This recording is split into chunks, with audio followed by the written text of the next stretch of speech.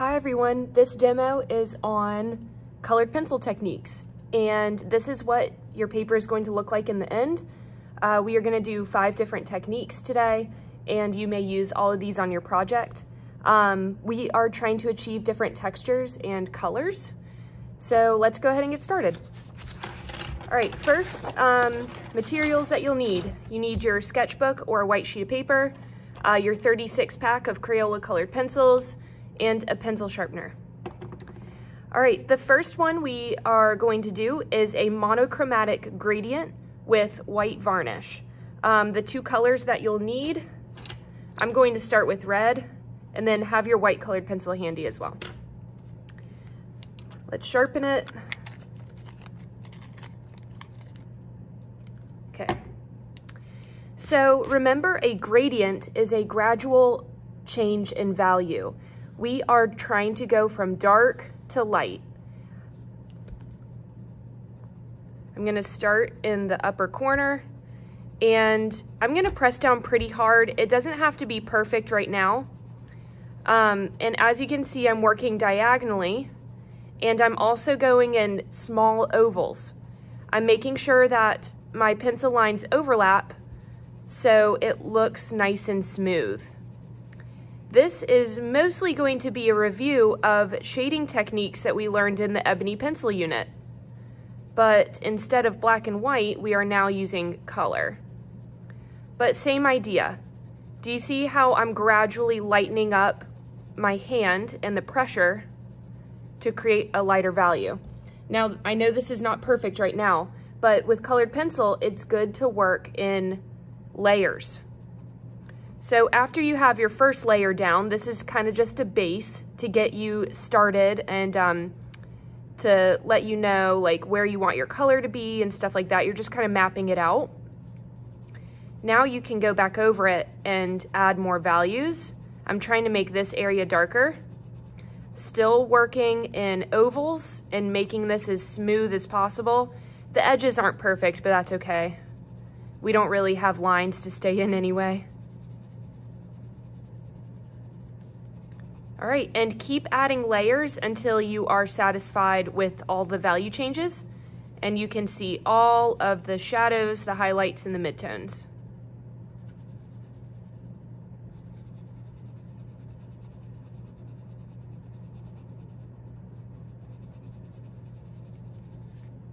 All right, there we go. An important thing to remember about colored pencil, we do not want it to be transparent. So this area right here is considered transparent. This is considered opaque. You will also see that when you apply colored pencil and make it opaque, it's going to be shiny, it's going to be smooth. If you rub your finger over it, it feels waxy. That's what we want in the end, okay? So this area right here, it's not waxy yet. It's still transparent, it's not opaque. That's where the white colored pencil comes in. And this is going to just blend the lighter values. White does not make it lighter. It's only going to make it opaque and waxy. So I want you to take your white colored pencil and press down pretty hard. We can still add layers, so it doesn't need to be perfect at first. But do you see how the white colored pencil is blending the red? It's not changing the color, it's just changing the finish. We want it to be smooth and shiny, just like the other red values. The white pencil also kind of blends everything together to make it even more smooth.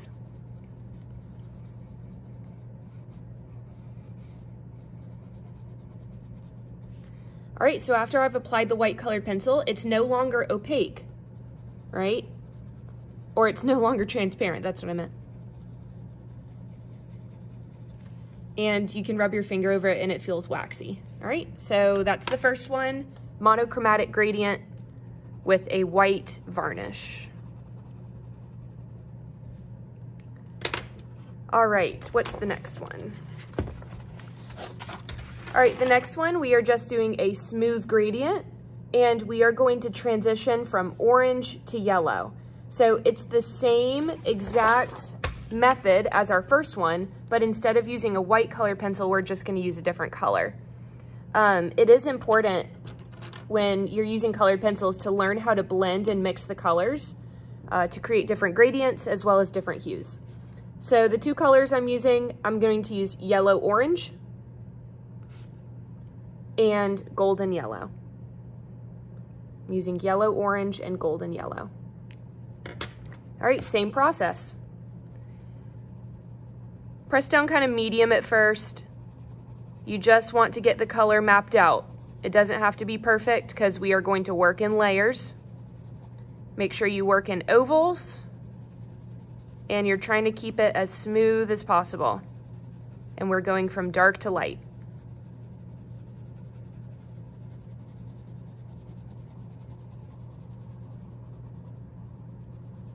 Now I'm adding a second layer, make it darker.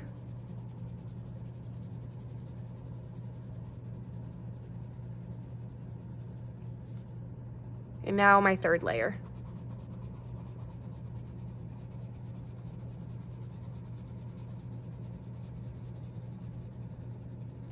All right, now let's go in with the yellow. I'm gonna start on the opposite end. And here's my first layer. Since I want this to be smooth and blended, I'm going to use my yellow colored pencil in the same direction and same shape that my orange colored pencil was going in.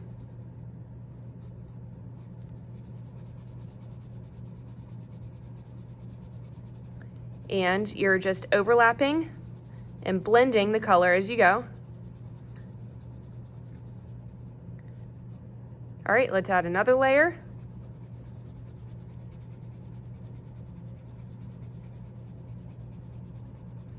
And keep layering the color until you're satisfied with the gradient. It might take a couple tries, but that's okay.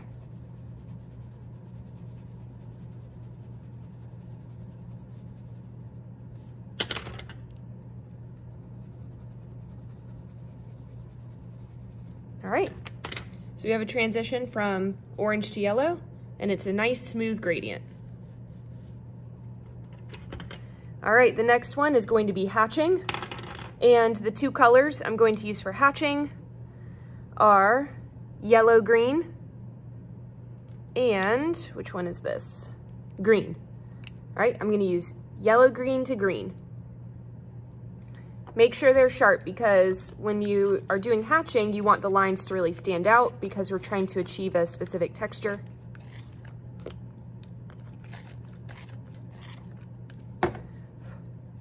All right. So taking a look at the last one, my first example. Okay, what we're trying to achieve is a value scale that obviously has a lot of texture, but we don't want to be able to see the paper through the colored pencil application.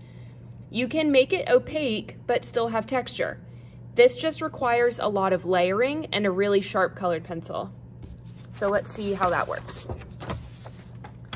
Okay, first I'm taking my yellow-green. I'm working diagonally just because it's easy for me, but you can work side to side or up and down. And I'm just doing short, straight strokes with the colored pencil. You don't want them to curve. You don't want them to crisscross. We're just trying to keep them as straight as possible. And y'all can see that my first layer here, I'm going from dark to light, and it appears lighter when I have less pressure on the pencil and if the lines are spaced apart more. So let's add another layer. Especially in the darker layers, I don't want to be able to see the paper through the pencil, but I still want to be able to see the texture. So make sure your pencil is sharp and make sure you add more layers.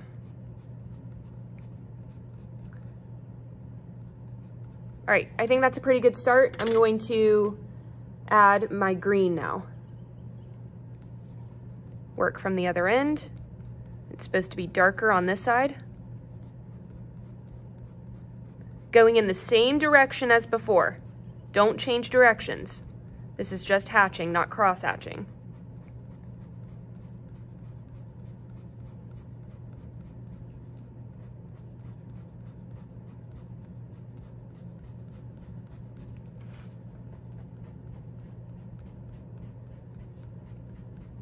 Okay, that's one layer, just kind of getting it mapped out. And now I need to add another layer.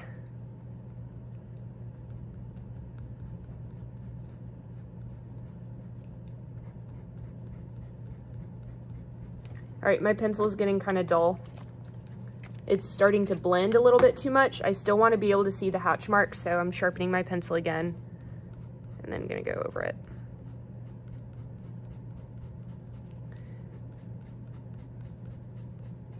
Okay, we don't want to see any white, but we also still want to see the texture, so try to find that perfect balance. Now I'm gonna go back with my yellow-green.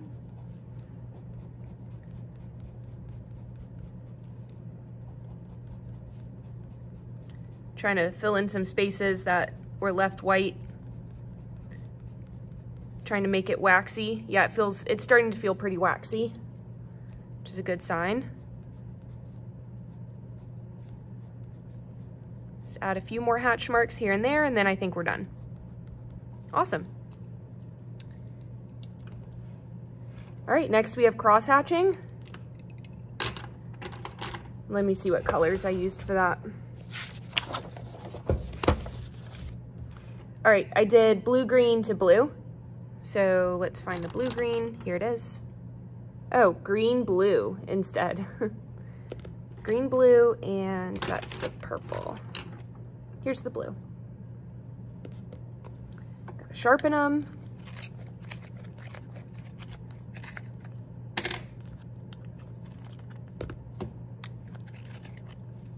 Okay. All right, so starting with the green-blue. With the cross-hatching, I'm going to go up and down and side to side. You can do a diagonal, like kind of an X pattern if you want. I'm just changing it up because I did diagonal last time. All right, so just start with regular hatching with your first color. Doesn't have to be perfect, just get your rectangle mapped out.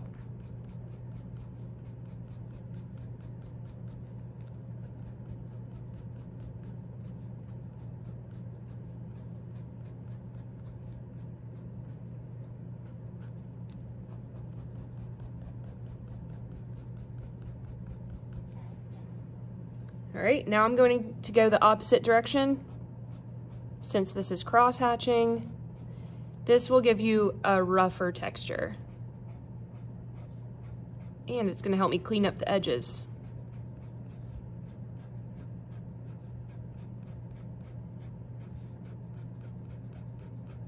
All right, I think that's a pretty good gradient to start with, especially for the first layer. Now I'm gonna go in with the blue from the other way. Wow, that is not sharp. Okay, please do not let your pencil strokes blend together. We want to cover the white paper, but we also want to be able to see the texture.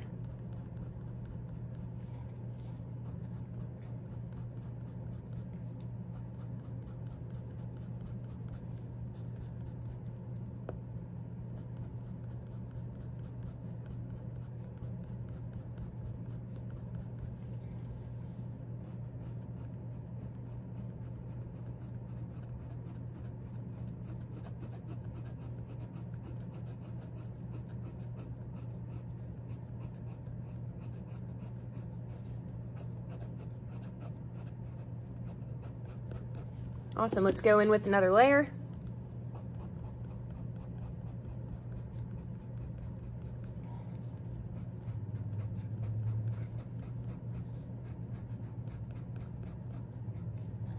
And I can still see the textures just fine. Oh no, it broke. All right, so there we have cross-hatching. Last one is circular or scumbling. So for this one, we are going to go from violet, okay, violet to, I think this color is raspberry. Yes, we're going violet to raspberry. Raspberry is kind of like a red violet. All right, circular or scumbling. This one's pretty easy. You just work in little squiggles.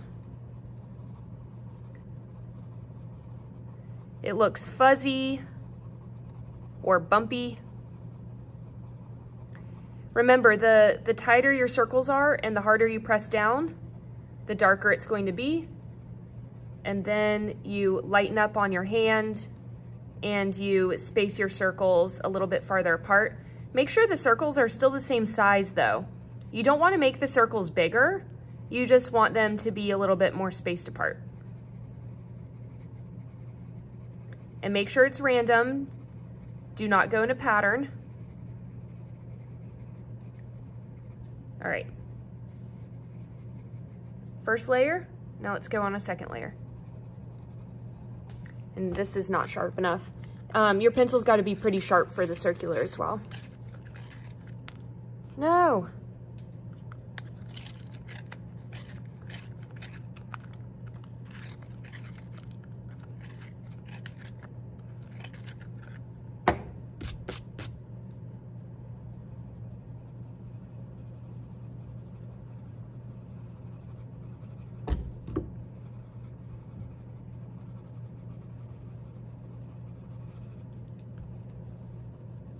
All right, I'm working in the raspberry color now from the opposite direction. Dark to light, dark to light.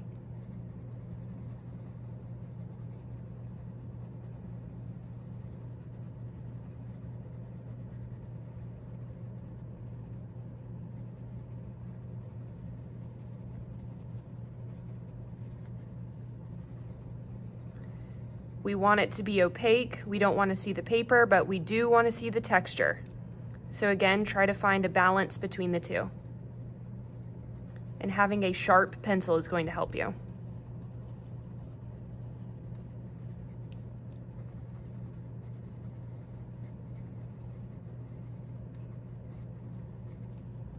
All right, there we go.